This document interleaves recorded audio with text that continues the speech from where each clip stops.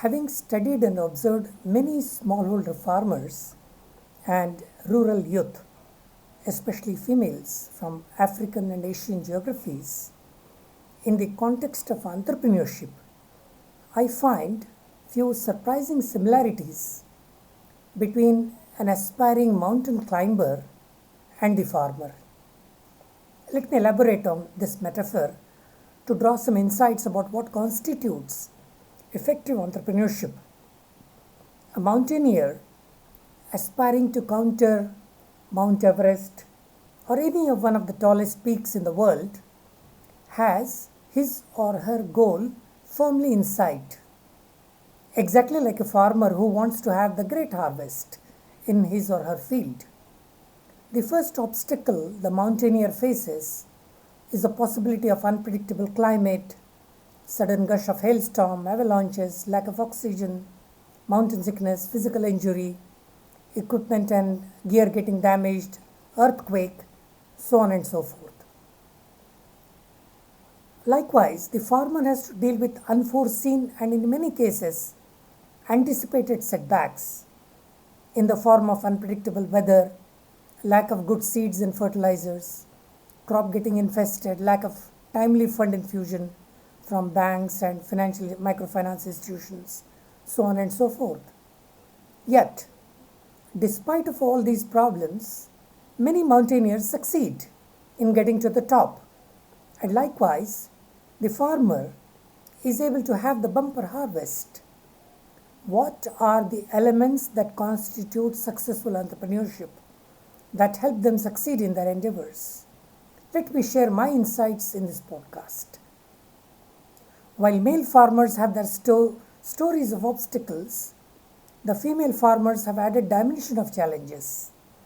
In this presentation, I will be addressing female entrepreneurship from the bottom of pyramid section of Tanzania in Africa. I must at this stage state that while I have tried to find out what constitutes effective entrepreneurship among the bottom of pyramid strata, the findings hold good even in the case of women from, say, middle class or from affluent sections of the society in their quest to become entrepreneurs. If I were asked what is alchemy for a successful entrepreneurship, I would unhesitatingly say it is a function of three things: locus of control, grit, and a positive never say die kind of a mindset. While studying entrepreneurship among lady farmers in the southern highlands of Tanzania in a place called Iringa, I observed a common factor across most of the families. First and foremost, there was abject poverty all around. Most of the economy was based on some kind of barter system. Men were usually given to excessive drinking and whiling their time doing precious nothing. And it was left to some very enterprising ladies to take charge. Let me briefly dwell upon the role of women in agriculture in Tanzania. Women play a central role in food production. Their activities determine the amount of food available for consumption in the home, and they provide 60 to 75, 80% of the labor required for farming activities, including weeding.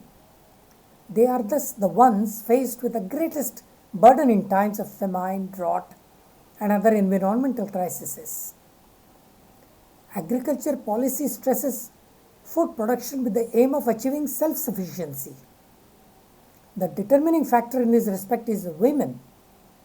Of the total Tanzanian population, almost 80% live in rural areas, and 60% of these 80% who must ensure adequate food for their families, regardless of the type of land or quality of their farm implements. In their efforts, they experience numerous constraints, including poverty and ownership rights. Similarly, the transfer of land in an almost exclusively male individualized tenure system means that women cannot use such land to obtain credit. Furthermore, cash crops, which are controlled by men, take up more arable land compared with the food crops grown by the women. All these factors militate against action by women to solve problems affecting entrepreneurship. Despite these obstacles, I have observed women farmers succeed in creating a successful enterprise. It happens because of their firm belief in themselves to change their destiny and redesign their and their family's future. This is the locus of control that I was talking about. Our research had some interesting findings. The evidence from the findings in the study indicates that some of the characteristics are similar while some are different. Let me elaborate. Although men and women possess many of the same traits that are characteristics of entrepreneurship, there are other traits that affect a woman's inclination to become an entrepreneur. Our study indicated that control, inherited skills, destiny, competency and hard work, prediction and learning are major factors affecting a woman's entrepreneurial orientation. These findings suggest that internal locus of control is an important characteristic contributing to the making of entrepreneurs. I have mentioned destiny as one of the factors influencing the self-belief. Let me elaborate on this. We found that the inclination for the women entrepreneurs to have control over their destinies was not an internal characteristic. Other issues in women's environment can have an impact on her destiny.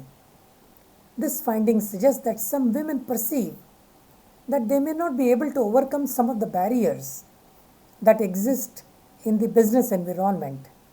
They may be therefore more cautious or less willing to take risks. This cautiousness and not being reckless can be an asset in that it may result in stability in her entrepreneurial journey, in her entrepreneurial ventures.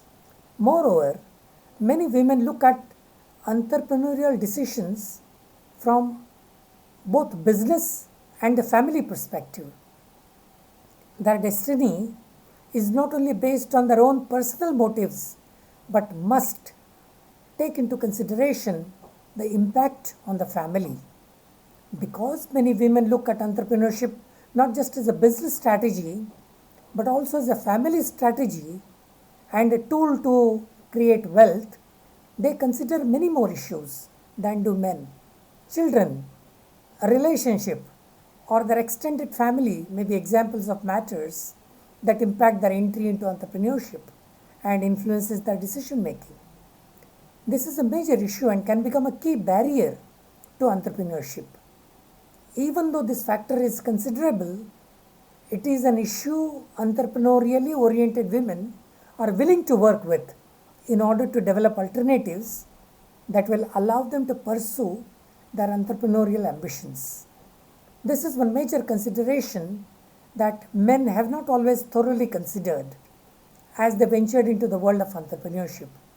It is a distinguishing feature between men and women entrepreneurs in Africa. Let me now briefly turn to the second determining factor in entrepreneurship. Grit, or never say die attitude, is a critical determinant of entrepreneurship. As in mountain climbing in agriculture, which is fraught with many uncertainties and vagaries of nature, things may go wrong any time. All planning can fail. In Iringa, I observed that ladies who grow poultry farms had to face attacks on chicks from vultures and regular infections that can wipe away their entire poultry overnight.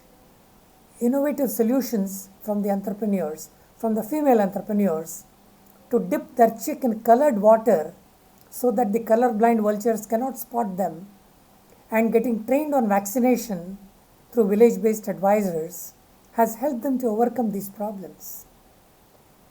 In entrepreneurship, grit is an outlier skill or attribute because it may just be the one skill without which failure is pretty much assured. In other words, it's possible to succeed in business or the workforce or as an entrepreneur if you are not creative, or if you don't collaborate well, or have not really learned to be adaptive and flexible. All three are, let me emphasize, are important parts of an entrepreneurship mindset. But, and this is important, if you are not at least modestly persistent or stubborn and you tend to quit easily, you are done, even if you are creative, collaborative, and adaptive. Lack of grit is the entrepreneurship killer number one. Using the metaphor of our mountaineer, the journey to the summit can stop due to the unforeseen variables, but every inch, every foot, and every yard marching is what will take us to the top. In our psychometric profiling battery, we usually ask one question among many, to the effect that in case of several failures, if given one more chance, would you do it all over again? And most surprisingly, women as compared to men answer this by a resounding yes. That is the never say die attitude, which is the defining watermark of Iringa lady farmer entrepreneurs. In conclusion, let me say that while these results and observations were in the context of Tanzanian female farmer entrepreneurs, the results obtained from other African geographies and from Bangladesh supports the conclusion that despite poverty and family responsibilities, the alchemy of self-belief, grit, and optimistic view about redesigning their future is helping lift them from poverty and helping them to become great entrepreneurs. Thank you very much.